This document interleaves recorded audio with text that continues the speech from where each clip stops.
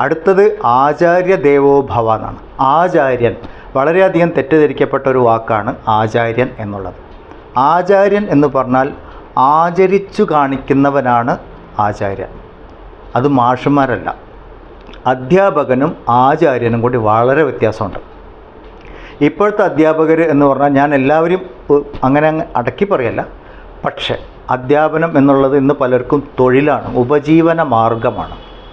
ശമ്പളത്തിന് വേണ്ടി പണിയെടുക്കുന്നവർ, അവർക്ക് കുട്ടികൾ പഠിക്കേണ്ട അതൊന്നും പ്രശ്നമില്ല, പോർഷൻ കംപ്ലീറ്റ് ചെയ്യുക എന്നുള്ളത് മാത്രമാണ്. അതേസമയം വേറെ ചില അധ്യാപകരുണ്ട്, കുട്ടികളുടെ ഭാവിക്ക് വേണ്ടിയിട്ട് മെനക്കെടുന്ന അധ്യാപകരുണ്ട്. അങ്ങനത്തെ അധ്യാപകരെ കിട്ടുന്ന സ്റ്റുഡൻസ് ഭാഗ്യവാന്മാരാണ്. കാരണം ഈ അധ്യാപകൻ്റെ ചിന്തകൾ മുഴുവൻ കുട്ടിയുടെ ഭാവിയെക്കുറിച്ചാണ്. ഞാൻ പലരുമായിട്ട് സംസാരിക്കും, ഇങ്ങനത്തെ ആൾക്കാരെ കാണാറുണ്ട്. അവർ പറയുന്നത് ഒരു രാഷ്ട്രത്തിൻ്റെ ഭാവിയാണ് എൻ്റെ കയ്യിലിരിക്കുന്നത്, അങ്ങനെ ഒരു പറയാം. എനിക്കൊരു ശ്രദ്ധക്കുറവുണ്ടെങ്കിൽ അത് ആ കുട്ടിയുടെ ഭാവിയെ ബാധിക്കും. അത് ആത്യന്തികമായിട്ട് ബാധിക്കുന്ന ഒരു രാഷ്ട്രത്തിൻ്റെ ഭാവിയാണ്. നല്ല പൗരന്മാരുണ്ടെങ്കിൽ ഒരു രാഷ്ട്രം നന്നാവുള്ളൂ. ഈ സംസ്കാരം നിലനിൽക്കണമെങ്കിൽ ഓരോ കുട്ടിക്ക് ആ സംസ്കാരം കിട്ടണം. ഈ ഒരു ഭാവത്തിൽ കുട്ടികളെ പഠിപ്പിക്കുന്ന അധ്യാപകരുണ്ട്. പണ്ടൊക്കെ മിക്കവാറും അധ്യാപകർ അങ്ങനെ തന്നെയായിരുന്നു. ഇപ്പോഴൊക്കെയാണ് വ്യത്യാസം. ഇപ്പോൾ കാലം മാറി, പഠിക്കുന്ന സബ്ജക്റ്റ് മാറി, അതെല്ലാം ഉണ്ട്, ഒരുപാട് കാര്യങ്ങളുണ്ട്. ആരും ഞാൻ അങ്ങനെ കുറ്റം പറയല്ല. ആചാര്യസ്ഥാനത്തിരിക്കുന്ന ഓരോരുത്തരും ഉത്തരവാദിത്തങ്ങളെക്കുറിച്ച് ഓർമ്മിപ്പിക്കുന്ന ഒരു ഉപദേശമാണ് ആചാര്യ ദേവോ ഭവ. ആചാര്യൻ ആ തലത്തിലേക്ക് ഉയരണം, ആദരിക്കപ്പെടേണ്ട തലത്തിലായിരിക്കണം ആചാര്യൻ എന്നുള്ള. അയാളുടെ വാക്കും നോട്ടവും പ്രവൃത്തിയും മറ്റുള്ളവർക്ക് സാധിക്കുന്ന വിധത്തിലായിരിക്കണം. ഭഗവത്ഗീതയിൽ പറയും യദ്യത് ആചരതി ശ്രേഷ്ഠ തത്തദ്ദേവോത്തരോ ജന എന്ന് പറയും. എന്ന് പറഞ്ഞാൽ എങ്ങനെയാണോ ആദരിക്കപ്പെടേണ്ട ജനങ്ങൾ പെരുമാറുന്നത് അതിനെ മറ്റു ജനങ്ങൾ അനുകരിക്കാൻ തുടങ്ങും. അപ്പോൾ ആദരിക്കപ്പെടേണ്ട സ്ഥാനത്തിരിക്കുന്നവർ, അധ്യാപകരാണെങ്കിൽ അങ്ങനെ, ആചാര്യനാണെങ്കിൽ അങ്ങനെ, പിതാവായാലും മാതാവായാലും ആരായാലും, കുടുംബത്തിലെ മുതിർന്നവരായാലും ശരി, അവർ മറ്റുള്ളവർക്ക് അനുകരിക്കാൻ പറ്റുന്ന വിധത്തിലുള്ള പെരുമാറ്റത്തോടു കൂടിയവരായിരിക്കണം. അവരെ കണ്ടിട്ടാണ് മറ്റുള്ളവർ പഠിക്കുക. ഒരു തത്വം പറയുന്നത് പോലെ തന്നെ തത്വം പ്രവൃത്തിയിലൂടെ കാണിച്ചു കൊടുക്കണം. ആചാര്യന്മാർ ആചരിച്ച് കാണിക്കുന്നവരാണ്, അപ്പോഴേ ആചാര്യനാവുള്ളൂ. പേരിൻ്റെ മുകളിൽ ആചാര്യം വെച്ചിട്ടൊരു കാര്യമില്ല. അപ്പോൾ ആചരിച്ച് കാണിക്കാനുള്ള തലത്തിലെത്തണം, ഒന്നാമത്തെ കാര്യം.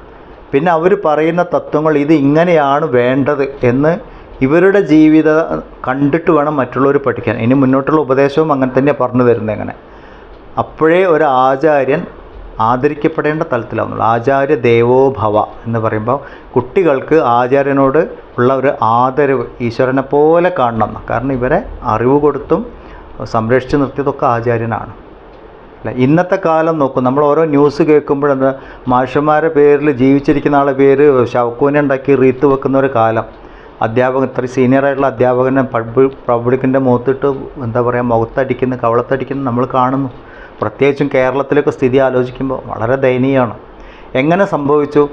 ഈ പറയേണ്ട ഉപദേശങ്ങൾ കുട്ടികൾക്ക് കിട്ടിയില്ല. ഇത് മതേതരത്വത്തിൻ്റെ പേരിലും വർഗീയതയുടെ പേരിലും അന്ധവിശ്വാസം എന്നൊക്കെ പറഞ്ഞ് തടയപ്പെട്ടു. ഇതൊരു വലിയ പ്രശ്നമാണ്.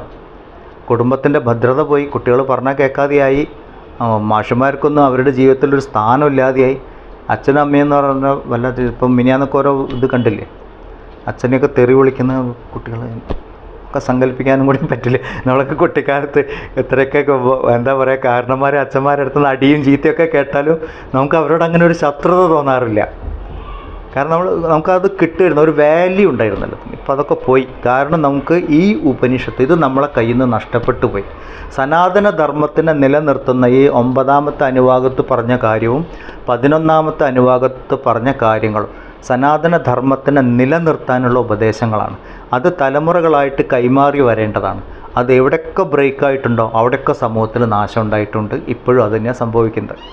അപ്പോൾ ഇത് കേൾക്കുന്ന ഓരോരുത്തരും ഉപനിഷത്ത് വിദ്യാർത്ഥി എന്ന തലത്തിൽ നിന്ന് നമ്മൾ ചിന്തിക്കുമ്പോൾ ഇത് എൻ്റെ ഉത്തരവാദിത്വമാണ് എന്ന് ഓരോരുത്തർക്കും തോന്നണം.